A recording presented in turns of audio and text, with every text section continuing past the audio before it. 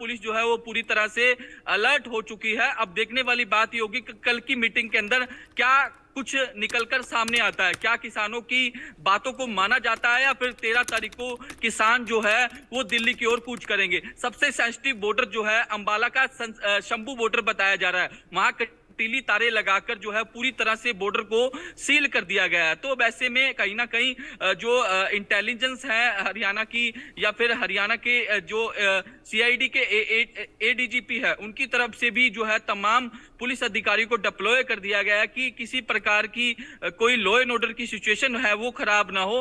हालांकि इस मामले में हरियाणा सरकार की ओर से केंद्र सरकार से 50 पैरामिलिट्री फोर्स की टुकड़ियां भी मांगी गई थी, वो जो है वो टुकड़ियां भी है वो डिप्लॉय कर दी गई है ताकि लॉ एंड ऑर्डर की स्थिति जो है वो कहीं ना कहीं खराब ना हो। जी All right, Sahil, I'd like to thank you, but also with us on the broadcast this morning is political analyst A.K. Jha. We have seen a farmer agitation happen back in 2020 against the farm laws. Delhi was almost besieged at that point of time. Now, borders are being closed yet again. The citizens who are living in and around the national capital region are facing issues, especially traffic issues. There's a lot of inconvenience for people on the ground. So what do you make of these developments? Naturally, because the elections are on the cards and it is going to be there very soon. So this is the right time, a very opportune time for these farmer organizations to press for their demands.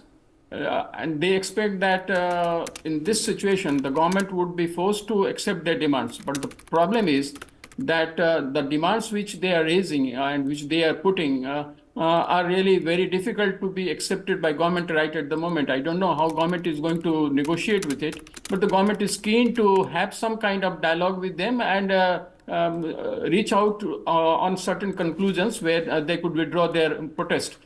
But the important part is that 3 states are directly affected by this march, farmers' march. From of course Haryana and Punjab is there. Delhi is the point where they want to reach. That is another area, and UP is also there.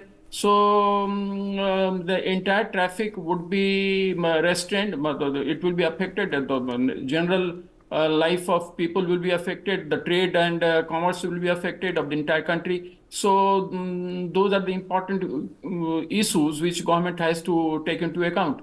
But the only question is that what they are demanding, they want MSP Act, which is very difficult at the moment for government to accept, as far as I do understand. Maybe government takes a decision later on after whichever government comes, whether BJP government or any other government, they can take a decision later on with regard to MSP Act, because that is a very crucial one. MSP Act is not very simple because it will have a huge impact on the finance of the country, of the government that is there.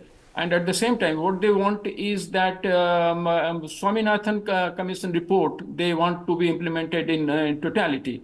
So government can go ahead on those points. I don't think there would be much difficulty, but some of the things which Swaminathan Commission has also given would have different consequences apart from the financial. There are other consequences also which which needs to be taken into account. That is one thing. And at the same time, what they also want, they want pension for farmers. That is going to be another thing which I think would be very difficult for government right at the moment. Of course, government has run into several programs which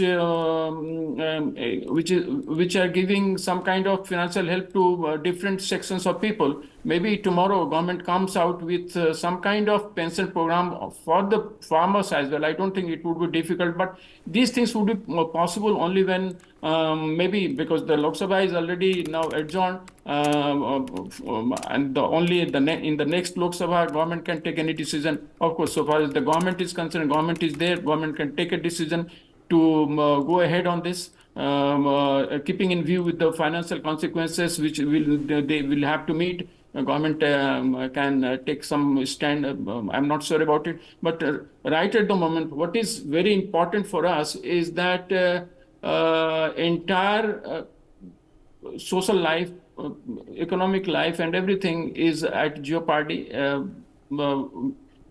So far as this march is concerned, I think government that is why very keen to see that this protest is really taken care of and very adroitly and intelligently. If any bad move on the part of government can create a lot of problem for tomorrow.